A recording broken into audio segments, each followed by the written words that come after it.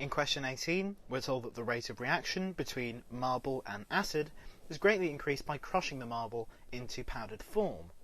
And we're told this is because the increase in the total surface area is generated, which exposes it to the acid.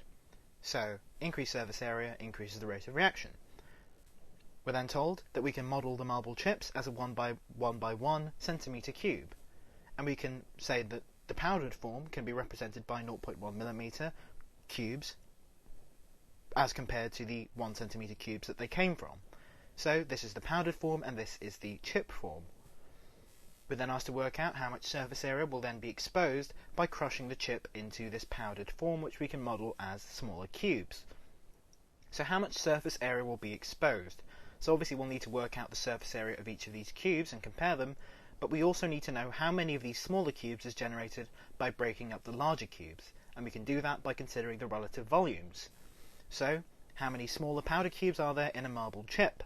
Let's start with the chip, which is 1 centimetre by 1 centimetre by 1 centimetre, which we can multiply and say that it's 1 centimetre cubes. So, we're using centimetres in our calculation since all of the answers are in centimetres, and it saves us having to do much conversion. So, in the case of our powder, to work out the volume of each of these smaller powder cubes, so we have 0.1 millimetre by 0.1 millimetre and so on, but we can convert that into centimetres by just dividing by 10. So we have 10 to the minus 2 centimetres, 10 times 10 to the minus 2 times 10 to the minus 2, which is 10 to the minus 6 centimetres, or 0.00001, which is going to be, so how many of these smaller volume cubes are going to be in this larger cube? Well, what's 1 divided by 10 to the minus 6? Well, it's going to be 10 to the 6 cubes. So a million cubes is what you're going to get by breaking up this chip into smaller powdered form. Okay, so now that we worked out that there are a million cubes within a chip, now we need to see how much surface area is exposed by comparing the relative surface area of one chip and a million smaller cubes.